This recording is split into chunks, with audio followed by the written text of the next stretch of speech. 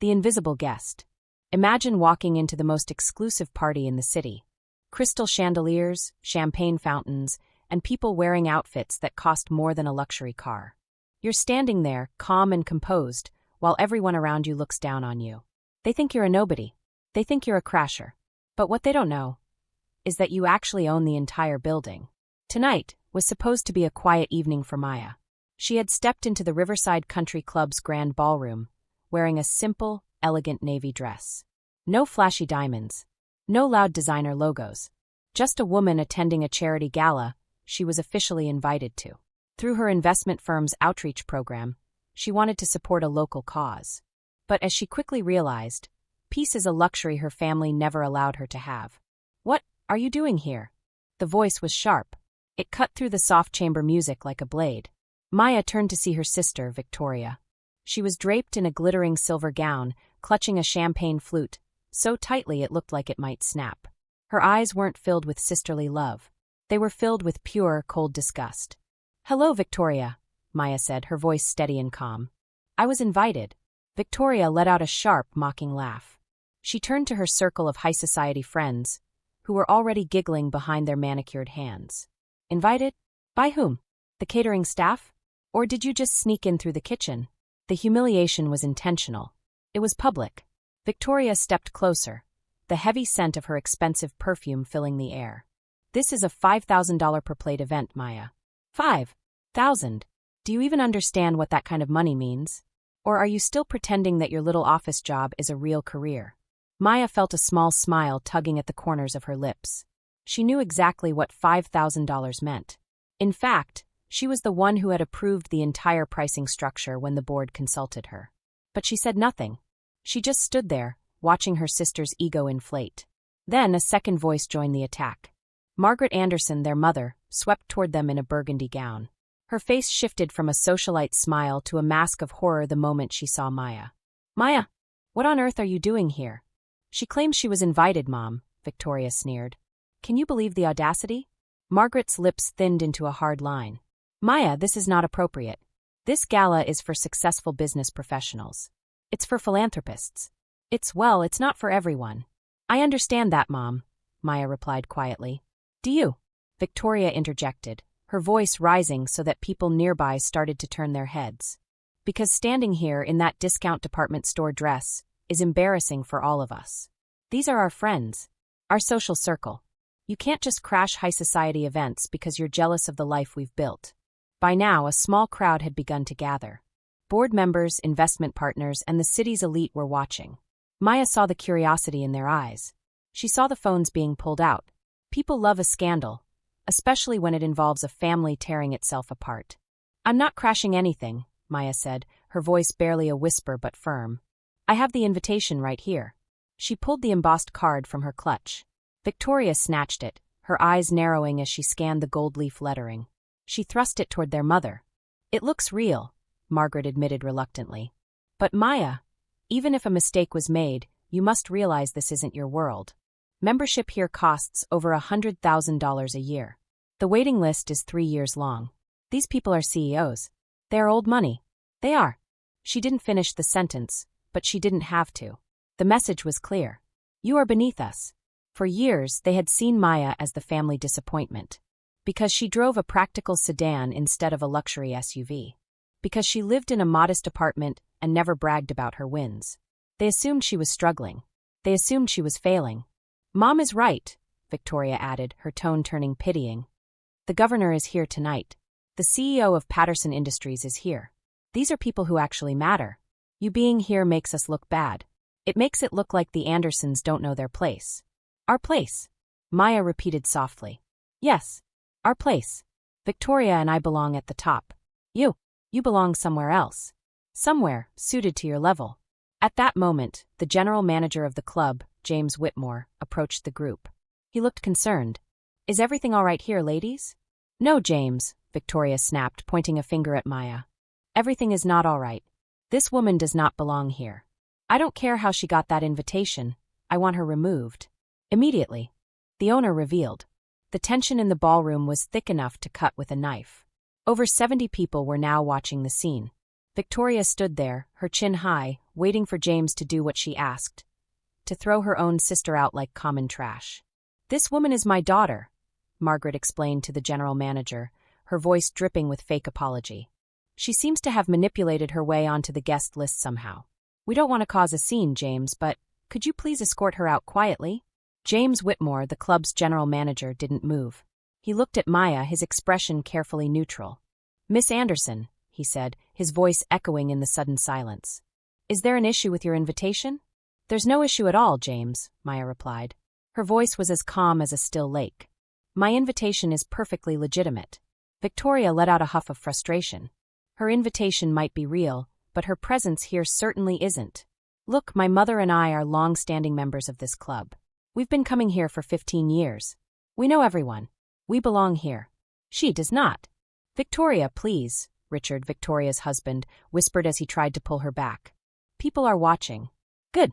Let them watch," Victoria shouted, her voice rising to a screech. "Let them see that the Anderson family doesn't tolerate social climbing, even from our own relatives. It's pathetic, Maya.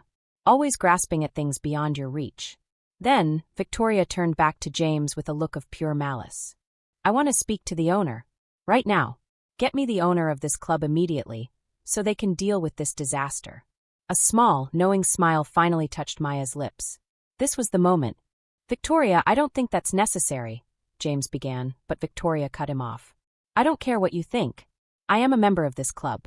I pay my dues. Get the owner here right now, or I'll make sure you're looking for a new job by Monday morning." James looked at Maya one last time. He saw the slight nod she gave him. "Very well," James said smoothly. He pulled out his phone and made a brief call. "The owner will be here momentarily." Victoria smiled triumphantly at her mother. Finally, someone who understands how things work around here. Maybe public humiliation is the wake-up call Maya needs. She's always had these delusions of grandeur. A few moments later, 3 more people approached the circle. Catherine Price, the president of the board. Thomas Chin, the head of operations. And Margaret Sutton, the club's legal counsel. These were the power players of the Riverside Country Club. Victoria didn't even let them speak. "Catherine, thank God you're here. My sister somehow got herself invited, and she needs to be removed immediately. Anyone with eyes can see she doesn't have the means or the standing to be here." Catherine Price looked at Victoria, then at Margaret, and finally at Maya. Her face was a mask of professional composure, but her eyes were dancing with suppressed laughter. "And you'd like the owner to address this situation immediately?" Catherine asked. "Yes," Victoria snapped. "The Riverside has a reputation to maintain. Allowing just anyone to waltz in diminishes that." "Just anyone?" Thomas Chin repeated, his voice sounding amused. "You know what I mean. People who can't afford to be here. People who aren't actually successful. People like my sister."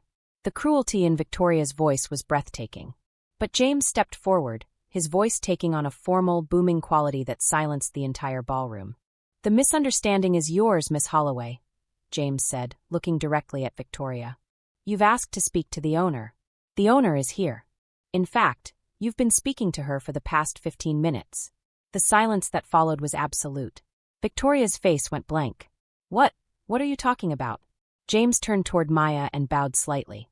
"Ladies and gentlemen, allow me to formally introduce Miss Maya Anderson, sole owner of the Riverside Country Club and the entire Riverside Properties portfolio." The color drained from Victoria's face so fast it was like someone had pulled a plug. Her mother's mouth fell open, her hand clutching her pearls. That's impossible," Victoria whispered. "I assure you it's quite possible," Catherine Price added, holding up a tablet. "Ms. Anderson acquired this property 18 months ago through her firm, Anderson Capital Management. She is the sole decision-maker. Every renovation, every event, including tonight's gala, was approved by her." Thomas Chin stepped closer. "Anderson Capital has assets exceeding $800 million. Ms. Anderson personally manages a portfolio worth over $200 million. She is one of the youngest self-made investors in the state." Victoria was trembling now. "This is a joke. It's a prank. You drive a Honda, Maya. You wear normal clothes. You never talk about having money." Maya took a step forward, looking her sister dead in the eye. "Because I don't need to talk about it, Victoria. I'm not interested in flaunting wealth. I'm interested in building it. The price of arrogance." The ballroom was so quiet you could hear the soft clink of ice in the glasses across the room. All eyes were on Maya, the woman they had just tried to humiliate. Victoria's face had gone from pale to a bright, burning red. She looked like she wanted the floor to swallow her whole. 12 years. Victoria's voice was barely a whisper. You've been wealthy for 12 years? And you never said anything. Maya looked at her sister with a mixture of pity and resolve. You never asked, Victoria. You assumed I was struggling because I didn't live like a show-off. You assumed I was insignificant because I didn't brag. You made assumptions, and you never bothered to verify them. Margaret, their mother, looked around desperately. Over 70 of their elite friends were watching. The very people she lived to impress were now witnessing her greatest shame. Maya, please, Margaret stammered, her hands shaking. We made a terrible mistake. Victoria was just trying to protect the club's reputation. She didn't mean. She meant every word, Mom, Maya interrupted, her voice cool and steady. And so did you. You called me inappropriate. You apologized to the staff for my presence. You asked them to escort me out quietly to avoid a scene. Maya turned to James, the general manager. James, what is the club's policy on members who create public disturbances? James didn't hesitate. According to the bylaws you approved, Miss Anderson, any member who engages in behavior that creates a hostile environment or brings disrepute to the establishment can have their membership suspended immediately. And would you say, Maya asked, looking directly at Victoria, that demanding someone's removal based on classist assumptions constitutes a hostile environment? Victoria's mouth opened and closed, but no sound came out. She was trapped.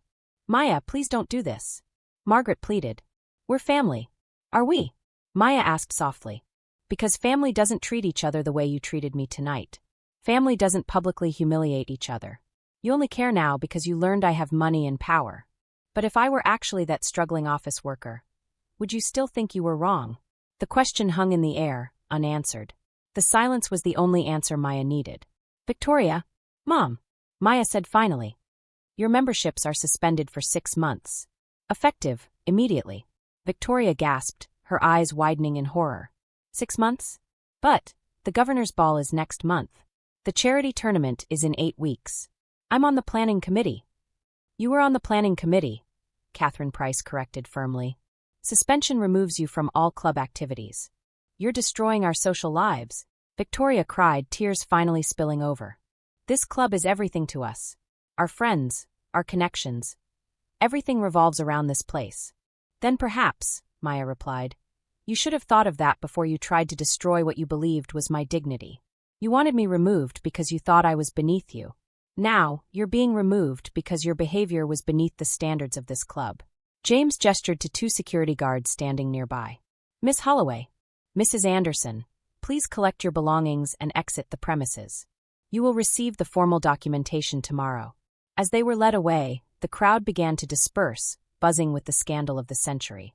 Maya took a deep breath. She felt no joy in their pain, only a heavy sense of closure.